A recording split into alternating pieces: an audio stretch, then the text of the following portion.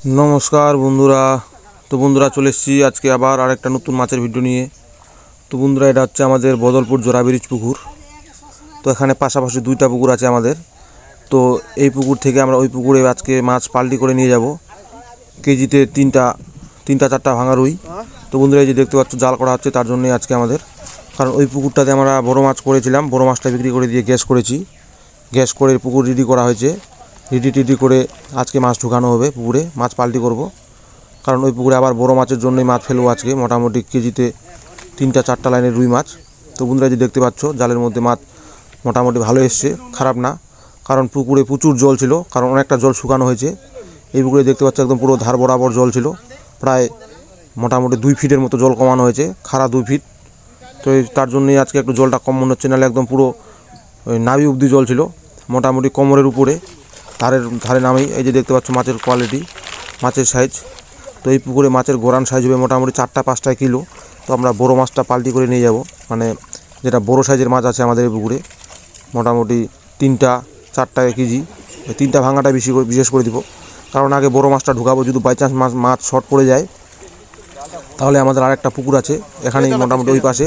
এখানে টোটাল আমাদের 3টা পুকুর। ওই পুকুরে মোটামুটি ওই মাছ আছে, ওই পুকুরেও মোটামুটি 3-4 কিলো।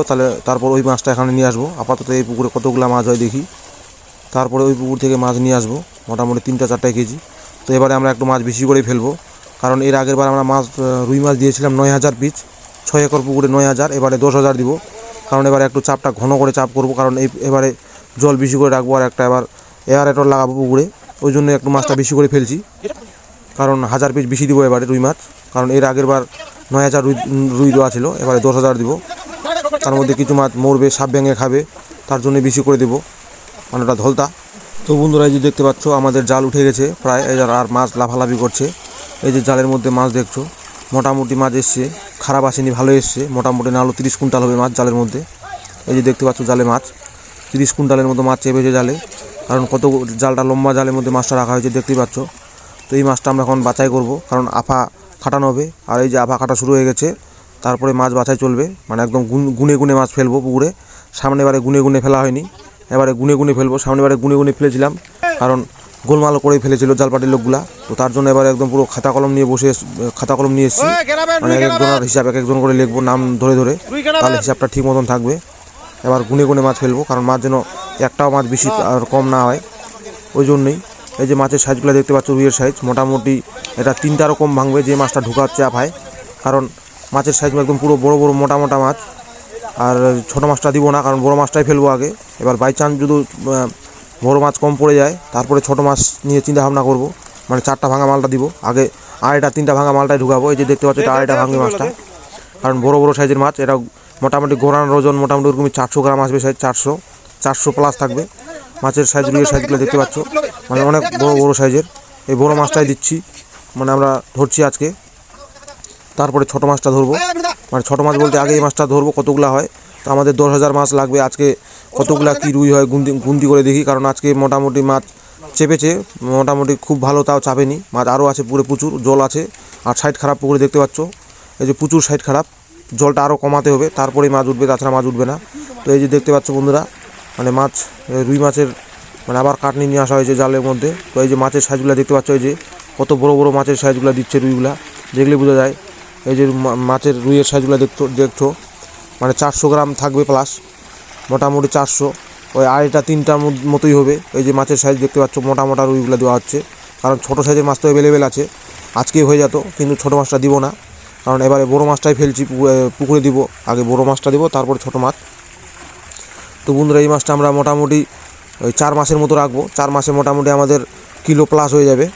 তো 4 মাসের উপরেই রাখবো, তারপরে আবার মাছ ফেলবো পুকুরে। আপাতত এই মাছটা আমাদের টার্গেট জ্যৈষ্ঠ মাসের শেষের দিকে বিক্রি করার। তো জ্যৈষ্ঠ মাসের শেষের আগেই আমরা এটাকে কিলোর উপরে নিয়ে আসবো, মানে আমাদের যেরকম মাছ খাবার দিই সেরকমই খাবার দিব। ডিআরবি আর বাদাম ঘোল হালকা করে মিক্সচার। তো বন্ধুরা এই যে আমাদের মাছ ধরা কমপ্লিট, আর এখন মাছটা পাল্টি করব। তো আমি বলছিলাম যে মাছে আমরা খাবার দিব ডিআরবি আর বাদাম ঘোল হালকা করে, আর নিউট্রিফোর্ট মানে ভিটামিন পাউডার মিক্সচার করে প্রতিদিন খাবার দিব। এই সিস্টেমে খাওয়ালে আমাদের মাছ চলে আসবে কিলো। তো মাছ এই যে আমাদের এখন ঘোগোয় মাছ ঢোকা হচ্ছে, ঘোগোতে করে মাছটা পাল্টি করা হবে, কারণ পাশাপাশি এই পার আর ওই পার মানে মোটামুটি কত হবে 20 মিটারের মতো হবে, 20 থেকে 30 মিটার ডিস্টেন্স। তো ওই জন্য ডাইরেক্ট ঘোগোতে করেই মাছটা পাল্টি করবো, কারণ হাঁড়িতে হবে না, মানে হাঁড়িতে ভালো অসুবিধা হবে, কাছাকাছি রাস্তা যেহেতু, ওই জন্য ডাইরেক্ট ঘোগোই। আর মাছটা রোজন করে ঢুকাবো, কারণ রোজন করে না ঢুকালে মাছটা খাওয়ার দেওয়ার একটু অসুবিধা হয়, মানে গোলমাল হয়ে যায়, আইডিয়া করে দিলে খাওয়াটা কম বেশি হয়ে যায়। ওই জন্যই মাছটা রোজন করেই পুকুরে ফেলবো, রোজন করে একদম পুরো রোজন করে দেওয়া হবে। আর জাল পাটিগুলো ওই রোজন করে মাছ মানে মাছটা যে পাল্টি করছে তারও টাকা নেয় ওরা, কুইন্টালে 100 টাকা করে, 1 কুইন্টাল মাছ 100 টাকা।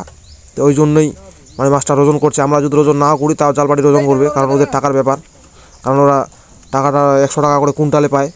ওই জন্য এবার আনুমানিক ওরা ধরবে না, ওরা মাছটা রোজন করেই নেবে।